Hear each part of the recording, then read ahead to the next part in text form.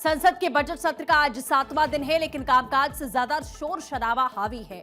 ऐसा लग रहा है जैसे ये पूरा सत्र हंगामे की भेंट चढ़ने वाला है। आज सुबह 11 बजे जैसे ही लोकसभा की कार्रवाई शुरू हुई, नारेबाजी और शोर शुरू हो गया, जिसकी वजह से कार्रवाई को पहले 12 बजे फिर शाम 5 बजे तक के लिए स्थगित किया गया। वहीं विपक्ष अपनी मांगों पर अड़ा है और सरकार के खिलाफ में जमकर नारेबाजी की जा रही है। 3 दिन से राष्ट्रपति जी का अभिभाषण पर धन्यवाद प्रस्ताव का चर्चा में बहुत स्मूथली राज्यसभा चल रही थी। उठ करके डेमोक्रेटिक प्रिंसिपल्स के नाम में कुछ मुद्दा रख दिया। मैं बिल्कुल ताज्जुब हूँ कि अचानक क्या हुआ जो खड़गे जी को आज ये बात रखना पड़ा। 3 दिन का चर्चा हम सब ने सुना है और जैसे अंडरस्टैंडिंग था कि राज्यसभा में लीडर ऑफ ऑपोजिशन प्रधानमंत्री बोलने से पहले वो अपना बात रखेंगे, उसको भी हम लोग ने माना है। चेयरमैन सर, आपके मौजूद में आपका चेयरमैनशिप में बैठक हुई ऑल पार्टी का, फ्लोर लीडर्स का बिजनेस एडवाइजरी बैठक, और हमने जैसे कांग्रेस पार्टी ने रिक्वेस्ट किया हमने माना है। कल अचानक खड़गे जी का भाषण जैसे तय किया गया था उसको हट करके उन्होंने कल भाषण दिया और राज्यसभा का माहौल भी कुछ अलग नहीं था। वहां मल्लिकार्जुन खड़गे ने मोर्चा संभालते हुए कहा कि संसद का मतलब लोकसभा और राज्यसभा दोनों है, लेकिन लोकसभा में विपक्ष के नेता को बोलने का मौका नहीं दिया जा रहा। इस पर पलटवार करते हुए सदन के नेता जेपी नड्डा ने उन्हें नियम समझाते हुए कहा कि लोकसभा की कार्रवाई पर राज्यसभा में चर्चा करना नियमों के खिलाफ है। 4 दिन से वो हाउस भी नहीं चल रहा, क्यों कि एलओपी को बोलने नहीं दे रहे। लेकिन हमारा कहना यह है कि दोनों हाउस मिलने के बाद ही पार्लियामेंट बनता है, एक हाउस से पार्लियामेंट नहीं बनता। ये दोनों स्तंभ है, ये दोनों स्तंभ है, और 2 जब स्तंभ होते हैं, एक को पैरालाइज करके आप अपने आप को छुपाने के लिए, अपने गलतियां छुपाने के लिए, उसके बारे में जब राहुल जी बोलते हैं तो आप लोगों को खुजली उठती है। लोकसभा में हंगामे के बीच राष्ट्रपति के धन्यवाद प्रस्ताव पर प्रधानमंत्री के जवाब के बिना ही इसे पास कर दिया गया। लोकसभा में धन्यवाद प्रस्ताव पर हुई चर्चा का जवाब प्रधानमंत्री नरेंद्र मोदी को देना था। पीएम के जवाब के लिए 4 फरवरी को शाम 5 बजे का समय तय किया गया, लेकिन विपक्ष के जोरदार हंगामे के कारण सदन की कार्रवाई नहीं चल सकी और कार्रवाई दिन भर के लिए स्थगित करनी पड़ी। इसके बाद माना जा रहा था कि पीएम गुरुवार की दोपहर में लोकसभा में चर्चा का जवाब दे सकते हैं, लेकिन अब इस तरह की चर्चाओं पर विराम लग गया है। सुधांशु त्रिवेदी जैसे प्रवक्ताओं ने विपक्ष के रवैये पर गंभीर और तीखे सवाल उठाए। सर, नेता सदन ने यदि अबोध शब्द का प्रयोग किया है तो बोध का अर्थ होता है ज्ञान। इसमें अप्रत्यय लगाकर जो ज्ञान ना हो उसके लिए अबोध होता है। कोई सम्मान नहीं, किसी का असम्मान नहीं है। सर, ज्ञान की कोई सीमा नहीं होती है, ज्ञान की कोई उम्र नहीं होती। और अबोध होने का प्रमाण यह, जिसे यह ना पता हो कि फ्लोर ऑफ द हाउस के ऊपर सब्सटेंशियल एविडेंस मीडिया रिपोर्ट नहीं होती है, वो अबोध है। सर, जिसे ये ना पता हो कि सेना अध्यक्ष और प्रधानमंत्री रक्षा मंत्री के बीच का कम्युनिकेशन ऑफिशियल सीक्रेट एक्ट में आता है, वो पब्लिक डोमेन में नहीं हो सकता, वो अबोध है। और अब शाम 5 बजे जब प्रधानमंत्री मोदी राज्यसभा में बोलेंगे तो विपक्ष ने उनके घेराव और विरोध की पूरी तैयारी की है। विपक्ष पीएम के संबोधन के दौरान अपना विरोध दर्ज कराने के मूड में है, जिससे सदन में और भी ज्यादा गहमा-गहमी होने के आसार हैं। कुल मिलाकर आज संसद का पारा 7वें आसमान पर है और समाधान की कोई राह फिलहाल इस समय दिखाई नहीं दे रही है। बात असम की। असम के मुख्यमंत्री हिमंता बिस्वा शर्मा कांग्रेस नेता गौरव गोगोई के खिलाफ एक बार फिर से जमकर बरस पड़े। बिस्वा शर्मा ने गोगोई पर बेहद गंभीर आरोप लगाते हुए कहा कि उनके पाकिस्तान से जुड़े संदिग्ध रिश्तों की जांच में अभी तक केवल 1% सच ही सामने आया। मुख्यमंत्री का यह कहना है कि यह मामला सिर्फ राजनीति से जुड़ा नहीं बल्कि देश को कमजोर करने की एक बहुत बड़ी वैश्विक साजिश का हिस्सा है, जिसकी तह तक जाना बहुत जरूरी है।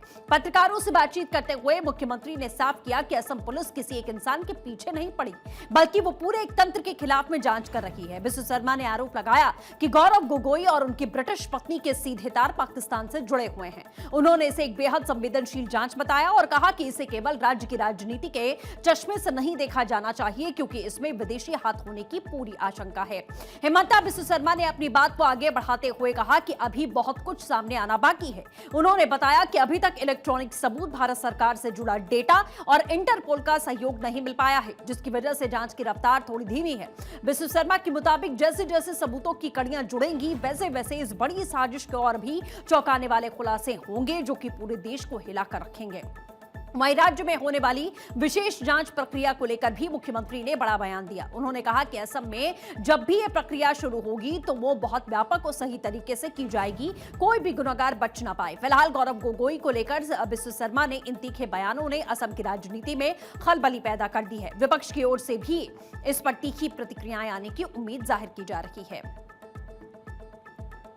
वहीं लखनऊ में आयोजित राज्य ऋण संगोष्ठी के दौरान उत्तर प्रदेश की बदलती आर्थिक तस्वीर पर चर्चा की गई। इस खास मौके पर राज्य फोकस पेपर 2026-27 का विमोचन भी हुआ, जिसमें प्रदेश के विकास का पूरा खाका पेश किया गया। कार्यक्रम में बताया गया कि कैसे उत्तर प्रदेश और निवेश बैंकिंग के क्षेत्र में नए कीर्तिमान स्थापित कर रहा है और आने वाले सालों में राज्य की अर्थव्यवस्था को और भी ज्यादा मजबूती देने की तैयारी पूरी कर ली गई है।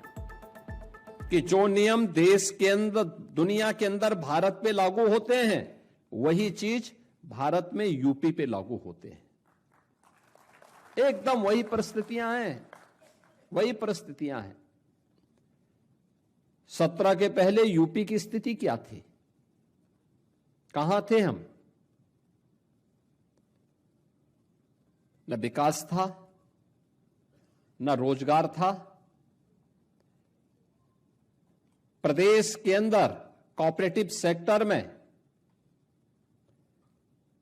वे लोग हावी थे जो जहां का सबसे बड़ा माफिया था वो उसमें हावी था। कोऑपरेटिव सेक्टर चौपट।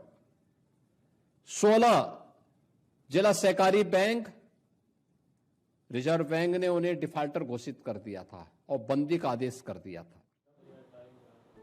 कार्यक्रम में पुरानी यादें ताजा करते हुए बताया गया कि साल 2017 से पहले उत्तर प्रदेश के जिला सहकारी बैंकों के हालात बहुत खराब थे। उस समय रिजर्व बैंक ने राज्य के 16 जिला सहकारी बैंकों को डिफॉल्टर घोषित कर दिया था, जिसका सीधा असर किसानों और छोटे कारोबारियों पर भी पड़ा था।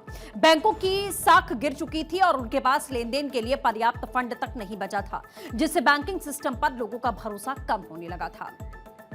आज ये 16 में से 15 प्रॉफिट में आ गए हैं, 16वें को भी प्रॉफिट में लाया जा रहा है।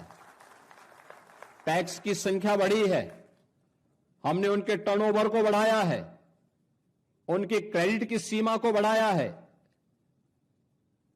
और खाद वितरण के कार्य के लिए सहकारिता विभाग ने थोड़ा मैन पावर की शॉर्टेज की है, लेकिन उसको पूरा भर देते तो देश के अंदर सबसे अच्छा फर्टिलाइजर वितरण का काम उत्तर प्रदेश के अंदर हुआ है और होता है। कृषि और सहकारिता मिलकर के उस कार्य को कैसे आगे बढ़ाई, थोड़ा सा प्रयास हुआ। आज वही सहकारिता फिर से एक नए आंदोलन अभियान के रूप में आगे बढ़ चुका है। और बीते कुछ सालों में हुए सुधारों का असर अब साफ दिखने लगा है। आज उन 16 में से 15 बैंक घाटे से उबरकर मुनाफे यानी कि प्रॉफिट में आ चुके हैं। सरकार अब 16वें बैंक को भी मुनाफे में लाने के लिए तेजी से कार्य कर रही है। बैंकों की इस वापसी से ग्रामीण इलाकों में कर्ज मिलना आसान हो चुका है। सहकारिता के क्षेत्र में एक नई जान फूंकी गई है, जिससे सीधे तौर पर आम जनता और किसानों को बहुत बड़ा फायदा पहुंच रहा है। एमएसएमई सेक्टर की क्या स्थिति थी? यूपी के अंदर पलायन कर चुके थे, हस्तशिल्पी निराश था, कारीगर हताश था, एमएसएमई सेक्टर बंदी के कगार पर था, वीरानी थी। सरकार ने उसको थोड़ा सा प्रोत्साहन दिया। 1 डिस्ट्रिक्ट 1 प्रोडक्ट के रूप में हमने यूपी के अंदर उसको प्रोत्साहित किया। आज यूपी के अंदर, यूपी देश का पहला राज्य है जो अपने यहां एमएसएमई सेक्टर को 5 लाख रुपए की सुरक्षा बीमा का कवर देता है। 96 लाख एमएसएमई यूनिट यूपी के अंदर कार्य कर रहे हैं। 3 करोड़ परिवार आजीविका के लिए इसी सेक्टर पर निर्भर कर रहा है, क्योंकि ये तब संभव हो पाया जब सरकार ने उसकी ब्रांडिंग की, वन डिस्ट्रिक्ट वन प्रोडक्ट के रूप में। उत्तर प्रदेश ने छोटे उद्योगों यानी कि एमएसएमई सेक्टर के लिए एक मिसाल कायम की है। यूपी देश का ऐसा पहला राज्य बन गया जो इस सेक्टर से जुड़े लोगों को 5 लाख रुपए का सुरक्षा बीमा कवर दे रहा है। सरकार का मानना है कि छोटे कारोबारी अर्थव्यवस्था की रीढ़ हैं, इसीलिए उनकी सुरक्षा और तरक्की के लिए यह बड़ा कदम उठाया गया। इस योजना के जरिए लाखों परिवारों को एक सुरक्षित भविष्य की गारंटी दी जा रही है। चलिए बढ़ते हैं आगे। बात हरिद्वार की। हरिद्वार के पावन तट पर आयोजित संत सम्मेलन में मुख्यमंत्री पुष्कर सिंह धामी ने शिरकत की, साधु संतों का आशीर्वाद लिया। इस मौके पर मुख्यमंत्री ने साफ किया कि उत्तराखंड देवभूमि की मर्यादा और यहां की संस्कृति की रक्षा करना उनकी सरकार की सबसे बड़ी प्राथमिकता है। उन्होंने कहा कि संतों के मार्गदर्शन में ही प्रदेश का विकास सही दिशा में आगे बढ़ रहा है और सरकार हर कदम पर धर्म और आस्था के केंद्रों को मजबूत करने का कार्य कर रही है। सम्मेलन के दौरान मुख्यमंत्री ने साल 2027 में होने वाले हरिद्वार कुंभ को कर बड़ी बातें कही। उन्होंने संतों को भरोसा दिलाया कि आगामी कुंभ मेला दिव्य और भव्य होगा, जिसकी तैयारियां अभी से शुरू हो चुकी हैं। धामी ने बताया कि इस बार का आयोजन इतिहास के सबसे बड़े आयोजनों में से एक होगा और इसमें आने वाले करोड़ों श्रद्धालुओं की सुविधा और सुरक्षा के लिए पुख्ता इंतजाम किए गए हैं। चर्चा के दौरान मुख्यमंत्री ने प्रदेश में सख्त धर्मांतरण कानून और लैंड जिहाद के खिलाफ की गई कार्रवाई का भी जिक्र किया। उन्होंने कहा कि देवभूमि के मूल स्वरूप के साथ किसी को भी खिलवाड़ नहीं करने दिया जाएगा। संतों ने भी मुख्यमंत्री के इन फैसलों की सराहना की और धार्मिक स्थलों की पवित्रता बनाए रखने के लिए सरकार के कड़े रुख का समर्थन कर दिया। इस दौरान हरिद्वार के घाटों पर गैर हिंदुओं के प्रवेश को लेकर चल रही चर्चाओं पर भी संतों ने अपनी बात रखी है। पूज्य स्वामी सत्यमित्रानंद गिरी जी महाराज ने आध्यात्मिक ज्ञान को समाज सेवा के साथ जोड़कर एक ऐसे पवित्र जीवन दर्शन को समाज के सम्मुख रखा जिससे अनगिनत लोगों को सेवा, त्याग, करुणा के मार्ग पर चलने की प्रेरणा दी। उन्होंने भारत माता मंदिर की स्थापना करके राष्ट्रभक्ति, सांस्कृतिक गौरव, सनातन परंपराओं के सम्मान का एक ऐसा विशिष्ट केंद्र निर्मित किया था जो सनातन संस्कृति को मानने वाले श्रद्धालुओं और देशभक्तों के लिए दिग दिगंत तक प्रेरणा का अमूल्य स्रोत बना रहेगा। मुख्यमंत्री ने यह भी कहा कि प्रधानमंत्री नरेंद्र मोदी के विजन के मुताबिक उत्तराखंड को दुनिया की आध्यात्मिक राजधानी बनाने की दिशा में काम किया जा रहा है। संतों ने मुख्यमंत्री को भरोसा दिलाया कि वो प्रदेश के समग्र विकास और सांस्कृतिक संरक्षण में अपना पूरा सहयोग देंगे।